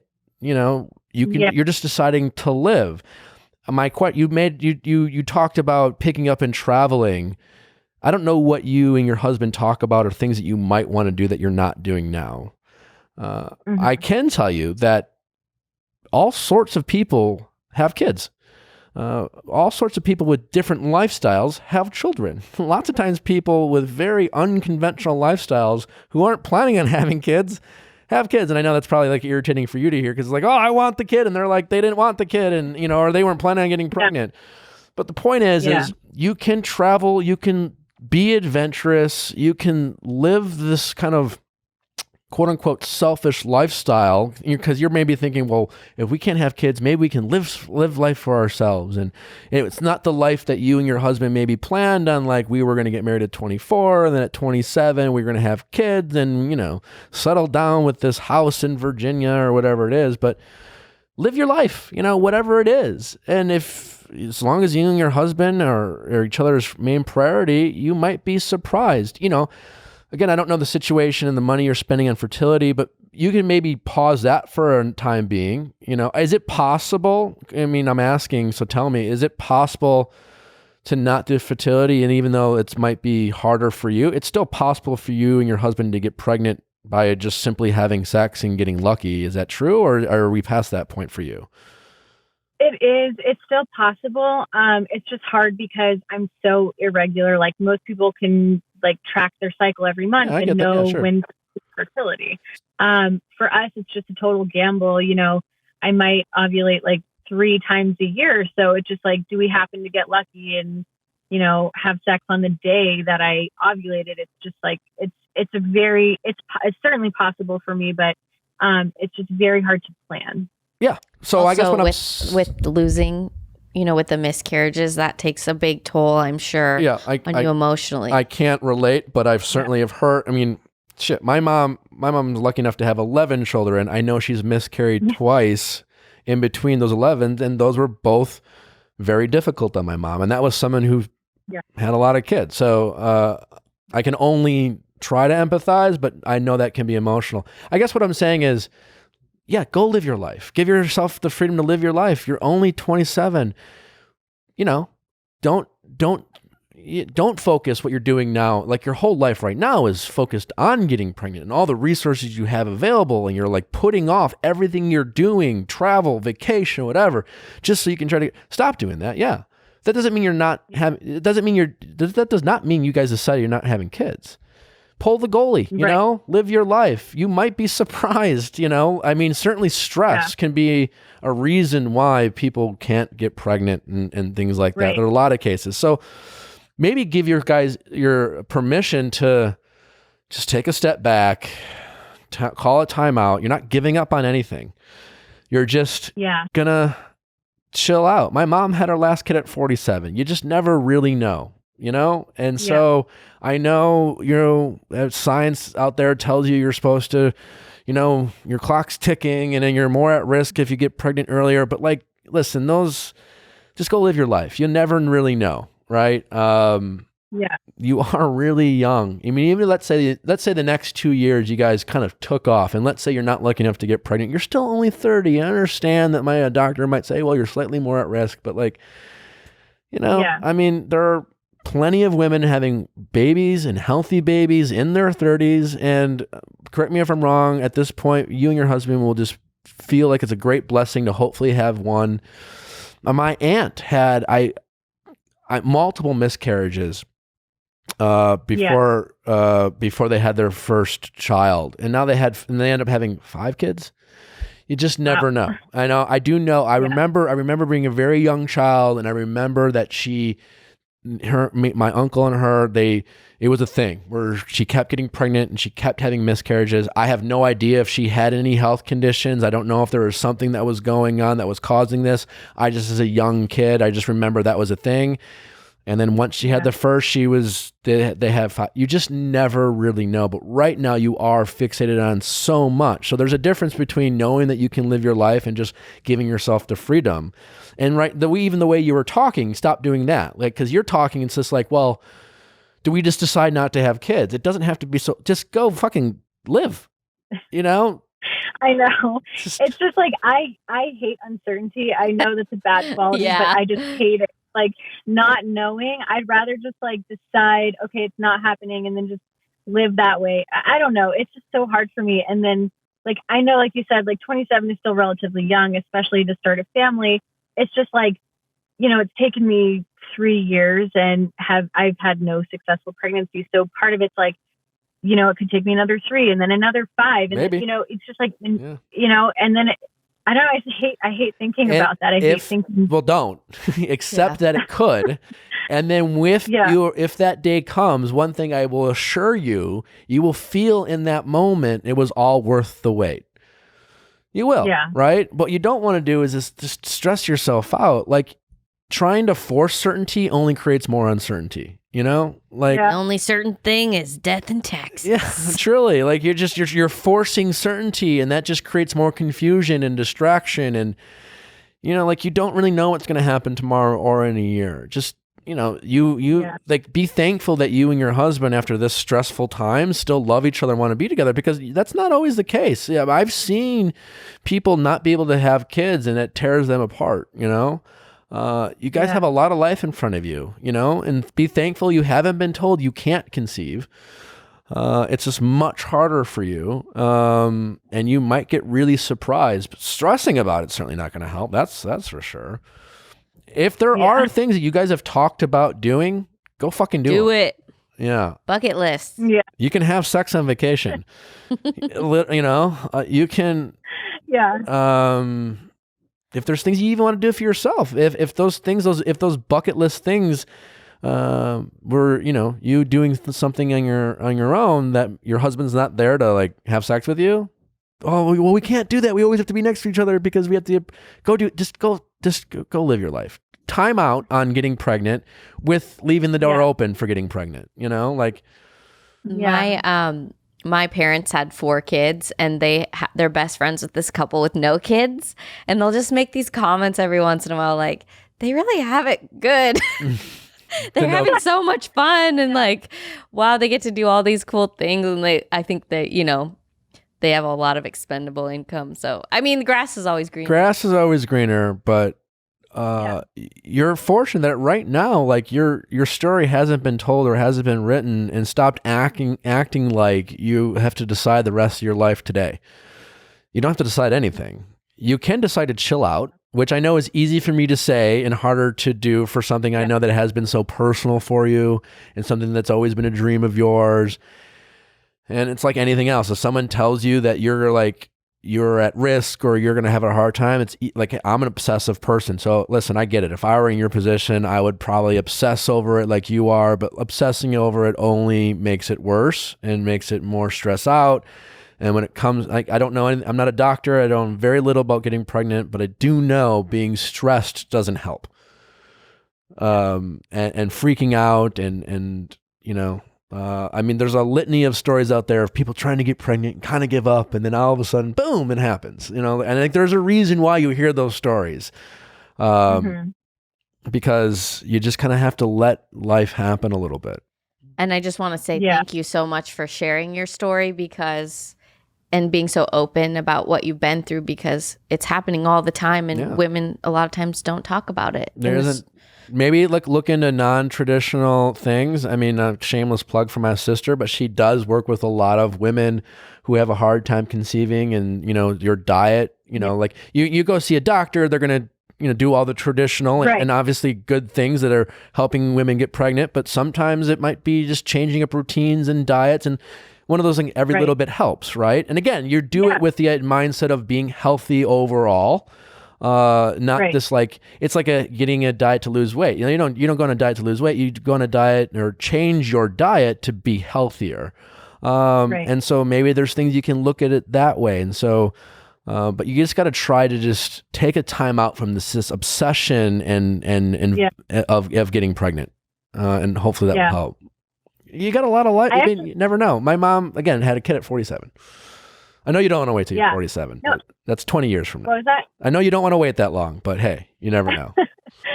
I know. No, that episode with your sister, though, I actually loved that episode, and I've been looking into that a lot because I have a friend who was trying for 7 years to get pregnant, and then it just happened for her naturally. She never did fertility testing, and it was all just due to like diet change. And the biggest thing she cut out was coffee, and I've been trying so hard to cut it out because that's just so hard for me.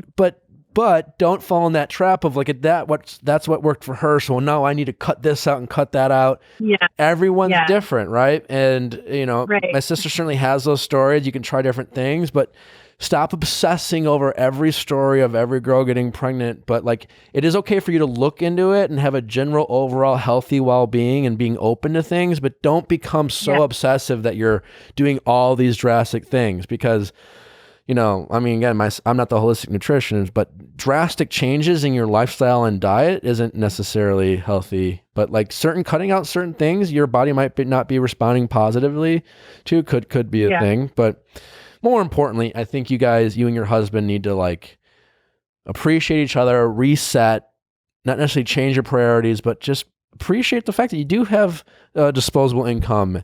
Take advantage of that, Yeah. you know, and definitely take a little bit of break, you know, and still pull the goalie, you know, door's always open. Yeah. You're going to be fine. Hopefully. I mean, you're going to be fine. Hopefully. Hopefully. You're going to be, no, I don't want to be like, I don't want to be like, I promise you, you're going to get pregnant. I don't know that. Yeah. But, Right. you do have time, and you have gotten pregnant, right? So there's a plus. I know very hard to have a miscarriage, but you know, things are trending in the right direction. Have some fun along the way, you know? Yeah. All right. All right. Well, thank you so much. Thanks for calling. Best I really of luck. appreciate it. Yeah, I know. We really appreciate you calling. I know it's a hard topic to talk about, and I'm sure there's a lot of people listening who can relate in some sort of way of the difficulties of getting pregnant. I hear it's hard to do. Yeah. Yeah, it really is. And I just try to talk about it. I know, you know, it's hard for certain people because it is so emotional, but I do just want to like kind of open that door for people, because I find like the more I talk about it, the more other people start to open up to me. And I find out so many people are going through the same thing. Yeah. And I just like I want people to know that like it's okay to talk about, and it's hard and you might cry when you talk about it, but like it's not a shameful thing, and Totally you know not. it's okay to talk about. It's okay to, I totally agree. But and like I said, and we've talked about before, not related to having kids, is that you know, you've wanted this your whole life, and ever since you've been told that it's going to be more challenging for you, you probably wanted it even more then. But you still have so much of your life left, right? So, like, again, if you are ever lucky enough to have a kid, in that moment, you will definitely think it was all worth it. I am certain of that. So, let it happen if you can. You know. Yeah. All right. Bye. All right. Thanks for calling. Bye. All right. Bye. How's it going? Hi, how's it going? I'm Carly. I'm 22. Hi, Carly, 22. How can we help? So basically, I was in and out of relationships for a while, and then I met this guy on Hinge. And I don't really like use apps like that or anything. And we started talking, and I was kind of like reluctant to meet him. And then I met him actually with a bunch of my friends and a bunch of his friends. We met out at a bar. Okay. And we really hit it off. We started talking. Everything kind of moved super fast, and we really just like liked each other. Then I met his sister like maybe a week after he and I met, which was kind of like a lot, especially for him, because he was like, it's his best friend. And I was like, okay, like, sure, I'll meet her if you really want me to. So like kind of soon, but it wasn't like you bumped into each other. It was like a setup. Like, I want you to meet my sister. yeah, like we went to Epcot for the day. Oh, okay. The three of us. Okay. Okay. That's definitely okay. All right. Yeah. Like it was like a whole thing. She older or younger? What? She's older? Yeah, she's 27.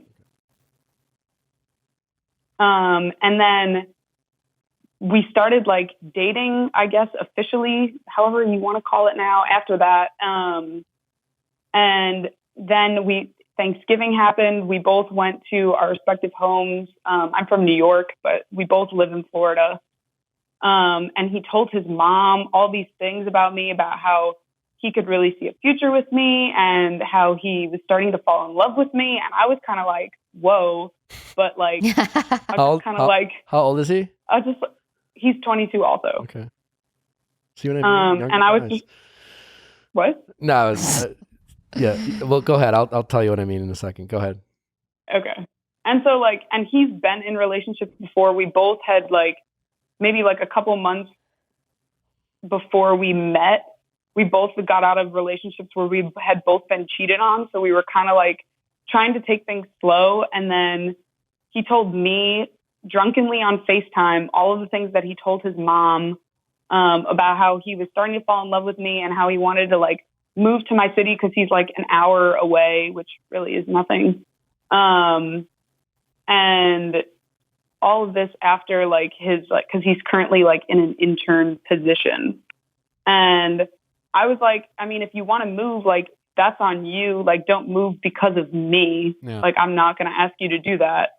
And then both came back to Florida after, like the Thanksgiving week ended, the holiday ended. And I went back to work. Everything was fine. He went back to work, and then he started acting weird and basically like told me that his mom called him and was like, I want to have a serious conversation. And then I don't know what the extent of the conversation was. And all of a sudden it was like he needed to think, and he said he had something going on that was personal, but didn't really say anything. And then said he needed to think about us, even though he's still applying for jobs in Tampa, and like will randomly text me like, hey, I got an interview with this company. And it was like, now we like don't talk at all. And it was like after that conversation with his mom, like we do not talk at all. And it was just like a complete 180 in the span of like 3 days. How long ago was this? 2 weeks ago. Okay, so here's what's going on. You're fine. Like, he's not your guy, and I get why it's all very confusing, but my guess is, you know, it's not uncommon for younger men to be more extreme, you know, and, you know, one day they love you, one day they don't, right? And in a sense that I think we were talking about this earlier, that's what I mean. I think men are just dumber when they're younger than women, and I think, you know, for all the criticism or stereotypes out there about women just wanting to be in love and just want the tradition, like guys are saps, especially when they're younger, and then they get, you know, they just get extreme, right? And then he's talking to his mom. My guess is he probably scared the shit out of his mom with all the shit she said to you about him, and somehow it became you became the bad guy, and somehow like she thinks it's all you, right?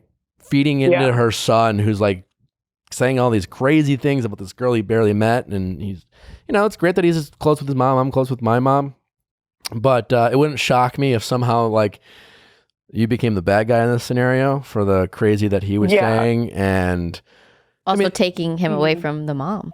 Yeah, it could be that, but like, listen. I mean, he even like he was the one like over like I think the day before Thanksgiving he was like buy a train ticket to come see me like in December, like a month in advance to like meet all of his friends, like.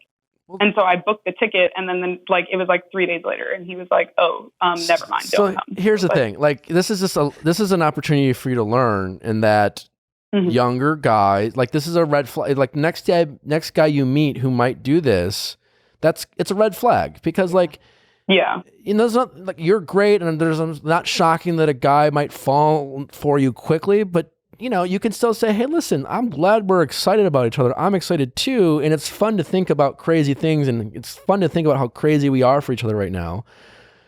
But we're not like, let's just chill out, right? And if a guy's not okay with hearing that, that's a red flag. Like, you know, you don't need to be rushed to meet family. There's nothing wrong with meeting someone's family in a week, but it's like, there's always going to be a time for that. Like setting a date at Epcot, like we don't need to take family, like a whole day at a theme park with a sister. I mean, I feel like that's kind of personal.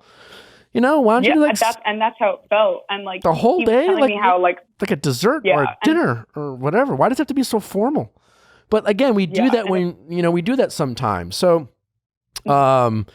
this guy's just a mess. That's fine, and I don't mean like I'm sure he's a fine guy. He's just a young guy figuring out his life and just figuring things out. And you're kind of in a weird way collateral damage, and you're just confused because it's not dealing insanity in terms of like, it doesn't make sense for a guy to be so in love one day and then all of a sudden be the one who's like, I need to take a break. And you're like, literally, it's been 3 days. I don't feel any differently. What the fuck is wrong with you? But that does happen sometimes. And sometimes it happens, especially more with men when they're younger. I do think that the men are a little bit more immature. And I think it's not uncommon for a guy to feel like in love for the first time and be excited about it and say a bunch of crazy shit, and then all of a sudden be like, oh, wow, that was a little aggressive, Nick. I don't know why I said that. And then pull away a little bit. You're doing nothing wrong. Like the good news is like you seem to have like a good head on your shoulders about love and relationships, and you can be excited about one person, and you can think crazy things, but it doesn't mean you have to act on them, and it doesn't mean you have to force it. And if a guy gets excited about you, that's not a red flag, but it's a red flag if you say, hey, listen, I'm glad we're excited, but we can chill, you know, and you're saying all the right things. And if they do respond this way, you need to be thankful that they responded this way, because it was telling, it was telling that, okay, this is probably a guy I don't want to really invest in at this point because he's all over the map and he's not. The reality is you guys you're at a very different parts of your life, even though they're your same age, in terms of your emotional maturity level. You're able to like really like a guy, be excited about the potential, see some future and go with it. And he somehow needs to just go way too fast and needs to force all these things and say all these crazy things. And sometimes we like why is he telling your sister and telling his mom? It's like, geez, it's like, sometimes we do that because we're seeking validation from people. It's like, why can't he just like you for a minute and chill out? This is probably not the first time he's done this. It won't be the last time he does this with someone. And I wouldn't be shocked if he doesn't really settle down until he's like 30, which is also fine. Yeah. This happens. Don't be so confused by guys who are confusing. That on a shirt. It's easier said than done. No, I know, but like trust your gut, right? And when he did all those things you said, it felt weird. Yeah. It felt weird because it's weird. But it wasn't expected, and I was like, I mean, you don't need to do that, but like if that's how you feel, I'm not gonna stop you from. So I'm not gonna force myself to be in your life. So here's what you can learn from that, right? Because what you did this time is he did these things. Oh, let's go to Epcot with my sister. Let's talk about me moving. What you can do differently next time is not say, well, I mean, I'm just putting it out there. Like seems weird, but like you ended up going to Epcot. Next time, be like, listen, I really like you, but that feels a little fast. Yeah. I want to meet your sister someday, but we just met. I want to get to know you. You can only know so much about someone in a couple weeks. Even when you're like, oh my God, I feel like you've known you forever. Well, you haven't. And so that means you don't know that much. And, so there's nothing wrong with you trusting your gut and saying no, you can say no to meeting someone's sister. There's nothing wrong with that. And you're not saying no forever. You're saying, let's just meet right now. I want to get to know you. I'm not ready for that, and a guy who's as emotionally mature as you will say, oh, yeah, that makes total sense. I understand. Thanks for sharing. If he gets defensive and makes you feel weird about that, that's a red flag. So you can find out someone's red flags by trusting your gut and saying no to certain behaviors, because like you shouldn't be made feel wrong to say no about that stuff. Things that traditionally are supposed to be good things, meeting someone's family or things like that. It's just, you're not ready for it. And if you're not ready for it, don't just go along with it. It's one thing. Don't say, oh, well, I don't really want to, but I guess if you really want to, I'll go, no. Rom-coms have messed us up because, it all moves so fast. See, The Bachelor messes us up. Sure. Let's not blame it on TV. But I'm saying if we aren't trusting our gut, sometimes it can be like, oh, but I've seen this happen. No, but I feel like more of the theme here is like, we've talked about this in other shows. We've talked about it with sex too, is like the idea of coercion. I'm getting the weeds about but sometimes I feel, and it's more with women, they're like, well, I felt bad, so I didn't want to say anything. Yeah. He seemed like he really wanted to do this, so I just went along with it. Right. Even though something in your gut is telling you doesn't seem normal, or I don't really want to do this, but I'm just going to go along with it. I think the lesson is don't be afraid to speak up. So yeah, don't be afraid to just trust your gut, and not only trust your gut, but don't be afraid to speak up. And if something feels wrong, you should be able to say that, and instead of and be thankful if you don't get the response that you hope for. And I only say that is if a guy gets mad or defensive, that's a red flag. Yeah. Because sometimes you're afraid to say it because you're afraid to be like, well, I don't want him to get mad, and I don't want him to feel. But if he does that way, that means he's not emotionally where you are. It means he has some growing up to do. It means that he doesn't truly understand what it is to like take some time and respect your feelings. Because an adult, a mature person who's ready to have this relationship would understand that while you may want to meet his family, you're not ready to meet them now. But sometimes we can get defensive. What do you mean you don't want to meet my family? Why? You don't like family? I want to meet you, introduce you. I like you. Why are you so against this? Sometimes people will do that. So sometimes you getting those answers while he doesn't feel good in the moment are great barometers of people who are worth our time. Yeah. So I'm sure he's a fine guy. He's just at a totally different level from an emotional maturity standpoint than you are. Mm-hmm. So next time, say no to the things that don't feel okay. Don't just go along with it. Okay. Will do. If a guy's talking about moving and it feels weird, say,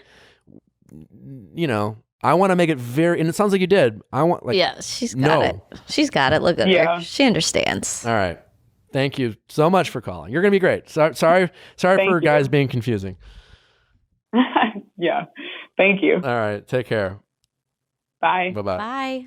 Yeah, that's definitely way more a guy thing than girl thing. I mean, yeah, there's plenty of women have changed their mind drastically and leave guys confused. Don't get me wrong, but that definitely happens more with guys. Yeah, probably.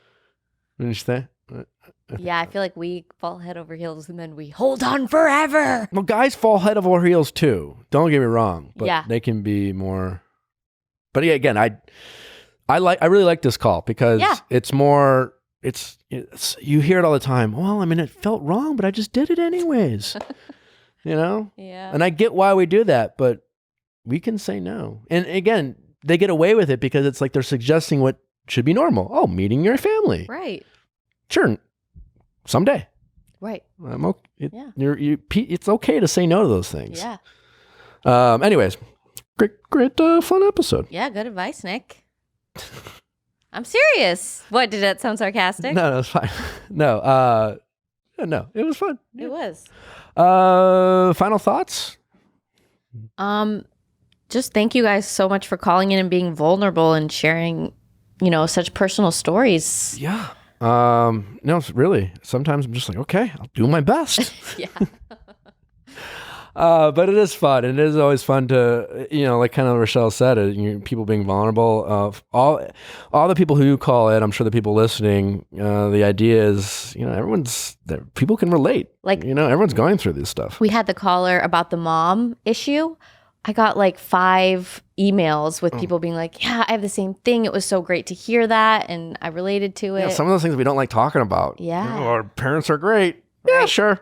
No, I mean, and your parents can be great and still, not be always awesome. Right. Anyways, guys, thanks so much for listening. As always, don't forget to send your questions to asknick@castmedia.com. That's cast with a K. We'll take your 5-star reviews if you want to send them.